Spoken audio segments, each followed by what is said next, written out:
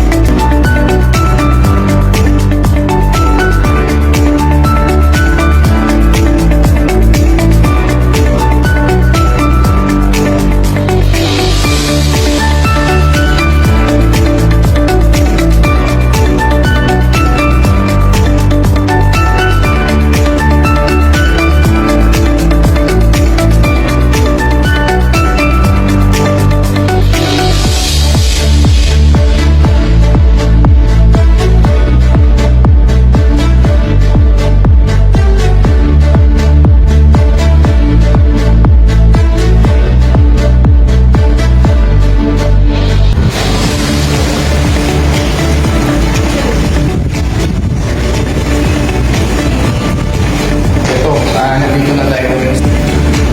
Punta tayo sa interview natin sa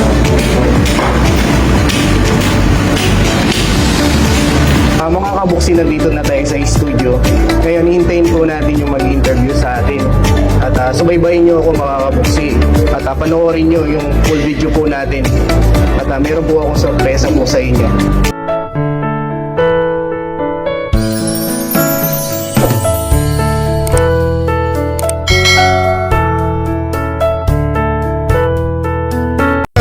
Para sa kapwa, isang tricycle driver sa Kapas, Tarlac ang tumutulong sa mga homeless at sa Aita community.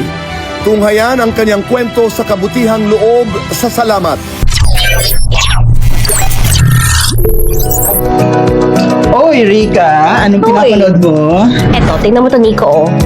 Meron kasi ako nakitang vlog ng isang kuya, tapos namimigay siya ng tulong sa mga kababayan niya sa Tarlac. Take note, pati sa mga Aita community. Oo, talaga? Tingnan nyo. Oo, tingnan mo. Ang bait naman ni Kuya. Diba? At in fairness sa kanya ha, nagagamit ang social media para magpalaganap ng kabutihan. That's true. Nakaka-good vibes yung mga ganyan, no? Correct. Ngayon, may mga gantong tao, deserve mapasalamatan. Ganito, bakit hindi natin siya puntahan at ipakilala natin kay Kuya Alan? Alam mo, same tayo nung naiisip. Kasi naisip ko na yung kanina. Gusto ko rin siya makilala eh. Tara? Tara.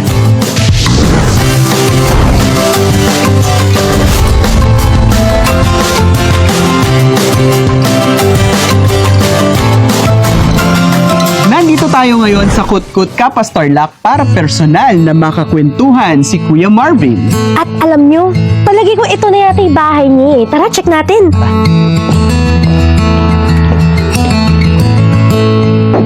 Hello po. Kuya Marvin! Hey, hello po. Marvin, Ayan na. magandang umaga. Ako po si Nico. Hello po. Ka. Good morning po. Kuya, napanood po kasi namin yung vlog nyo.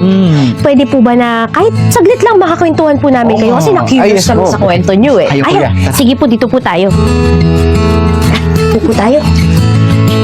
Ayun nga Kuya Marvin, doon kami na-curious talaga, di ba? So, kailan ba nagsimula tong pagtulong nyo? Noong pong kasagsagan ng pandemya, ang COVID noon, halos hindi makalabas lahat ng mga tao. Dahil sa pamamasadok po, meron akong nakita mga homeless na nasa daan. Naisipan ko po na sila itulungan. Sa simpleng paraan lang, sa pagbigay ng tinapay at tubig, doon po nag-start yung pagtulong ko po. Kung kinikita ko po sa pamamasada ko, yun yung pinamamahagi ko. And then naisipan ko po kasi silang tulungan para kung sakali na kung ano po sa kanila, kasi yung pang-araw-araw po nila na hindi man po sila nakakakain, wala silang pamilya na tutulong sa kanila, kaya naisipan ko po silang tulungan. Ano po ba yung pinaka nagtulak po sa inyo para yung po mga kababayan natin dito sa Kapas ay abutan natin ng kahit kaunting tulong. Sino po ba, meron po ba kayong naging inspirasyon? Yung father ko po, yung kasing tatay ko po kasi na kahit na wala na po kasi siya, tumutulong siya. Kaya nung pong ano po siya na hindi na po siya makalakad, parang ako po yung nagpatuloy po sa ginagawa niya. Tinuloy yung kabutihan ng inyong tatay. Opo. Sino po mga natutulungan nito? Halos po yung mga ano po, mga AITA community, yung mga bata na gustong mag-aral, na hindi makapag-aral dahil po sa hindi po sapat ang kanilang yung po mga magulang po nila, yung kinikita nila. Ayun po, meron na po tayong mga natutulungan ng bata na mga scholar. Ano po ba ang inyong nararamdaman po, Kuya Marvin, na kahit sa munting paraan ninyo ay nakakatulong kayo sa mga kababayan niyo? Yun po yung pong nakakapagpasaya sa akin na meron po akong natutulungan.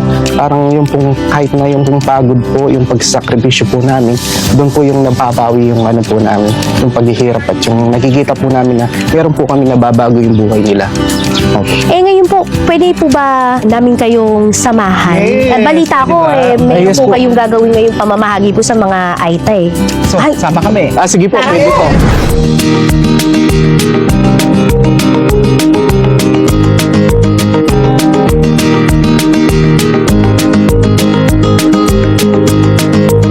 Alis na po tayo.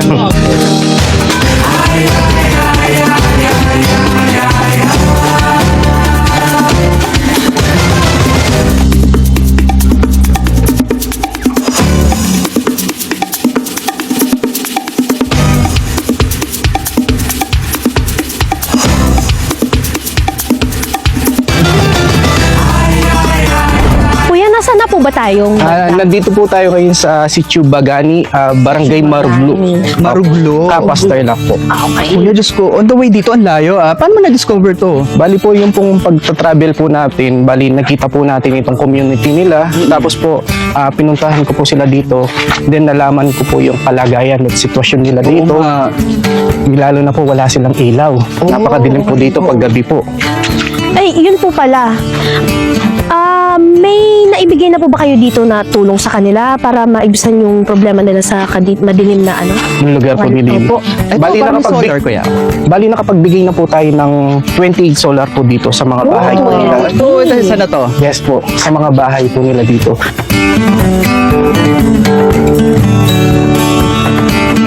Yung pong ano po nila dito, napakadilim paggabi. Lalo na po pag kumakain sila, nag-aaral yung mga bata, hindi po kasi sila makapag-concentrate na yung pong mga activity po nila.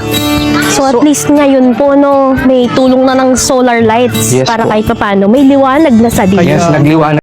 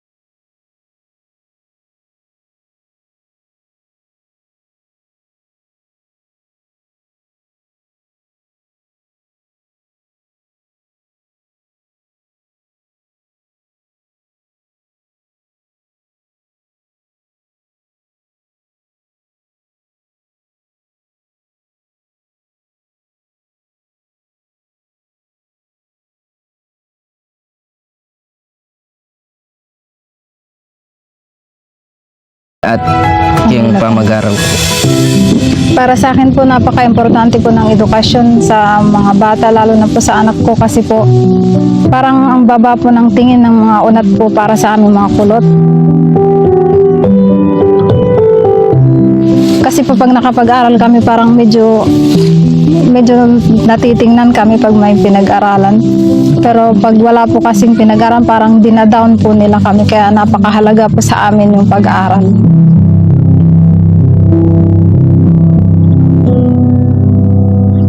Nagpapasalamat po ako kay kay Buksi kasi natulungan niya kami dito lalong-lalo na kami mga katutubong Aita. Napakalaking salamat po kay Buksi kasi ginamit siya ng Panginoon para matulungan kami. Lalo na po sa pag-aaral ng aking anak. Napakalaking tulong po lalo na po sa pang-araw-araw na gastusin ng aking anak. Hindi po namin kakayanin yung pag-aaral ng anak namin kaya napakalaking tulong po ni Buksi para sa amin. Kami po magpasalamat kay po kang Kuya Marvin kasi kanita po kasi ngaldo alake po talagang sulu. Kaya din po may bayo po yung kabiyayan mi Kenny ang pong pamamalemi kasi po dati mamangang kami po alapon sulu. Mangkay mo po sasali kami mo pong gas. Ito pong gas pong pangparitan. Tsaka po minsan po, nung ala naman pong asaling gas, nung ala naman pong pera, makipag-aldawan kami mo po. Kaya po minsan, isip mi po talaga na dakal po salamat kang Kuya Marvin kasi dinina na kaya po solar kasi dati po madalumdum talaga. Kaya ngayon po, magpasalamat kaya po dakal kayo. Salamat pa!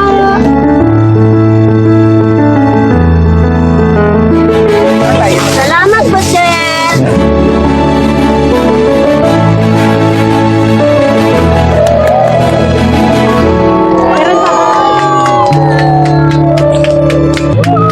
Naku, Kuya Marvin, maraming salamat po dahil isinama nyo kami ni Nico sa pagbabahagi ng mga munting regalo nyo po sa mga kababayan nating Aita.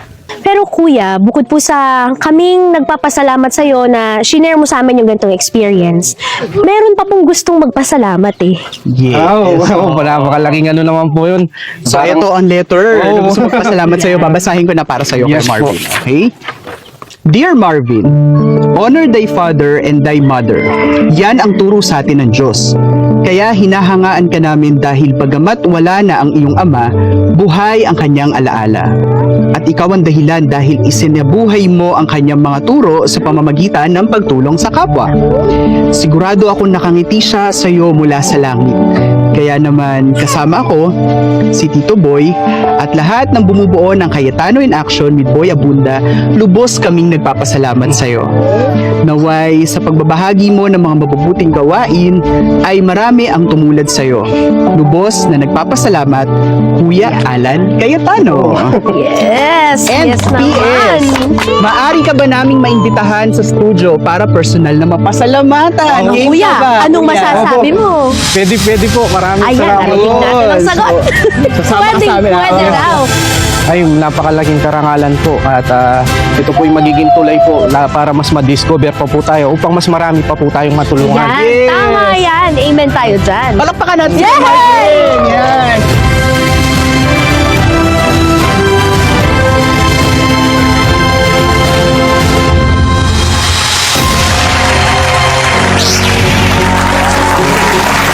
Welcome to Cayetano in Action, Kuya Marvin. Maraming salamat. Thank you po sa pag-imbita at It's an honor malaking to meet you, karangalan po Marvin. na makapasya. Honor is mine. Ako, Kuya Boy, Marvin, sabihin ko to sa harap mo kasi partly to honor you, partly para dumami ang mga katribo mo. And di ba pag lumalaki ka tapos medyo affluent, kung sa tantingin mo sa mga pilantropo, yung mga ubod ng yaman.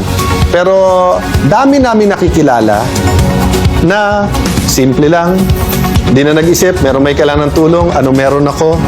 You know, Marvin, we just wanna honor you, say thank you, and wag mong iisipin na maliit yung impact ng ginagawa mo. Ako ang reaksyon ko naman, I see you, I listen to you, at pinaiigting yung paniniwala ko na mabuti tayong tao.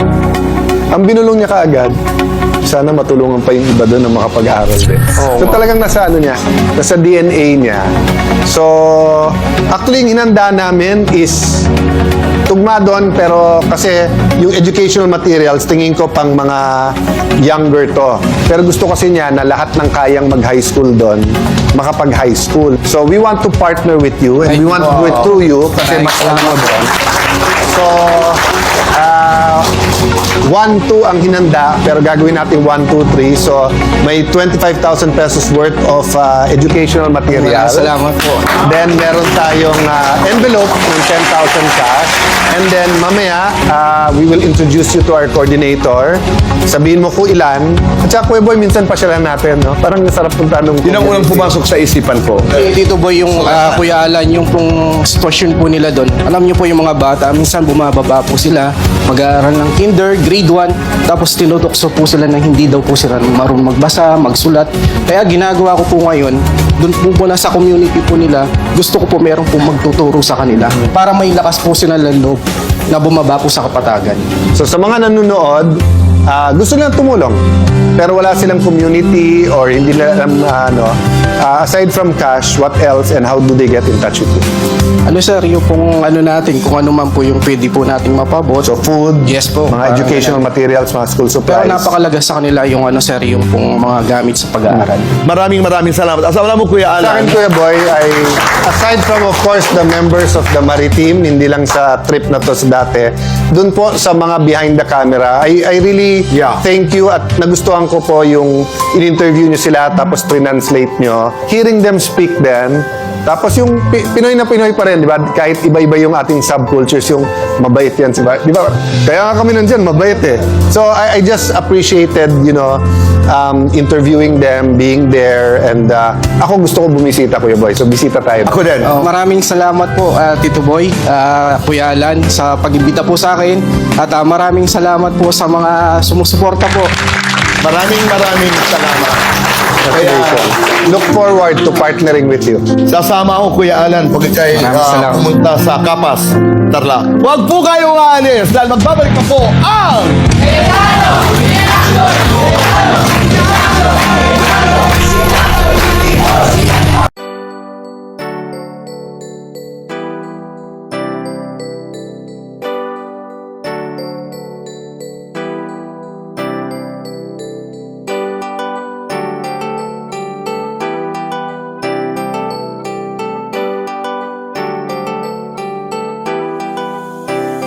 Siya ang lagi niyong kasama, ang laging kaagapay at di ka iiwan.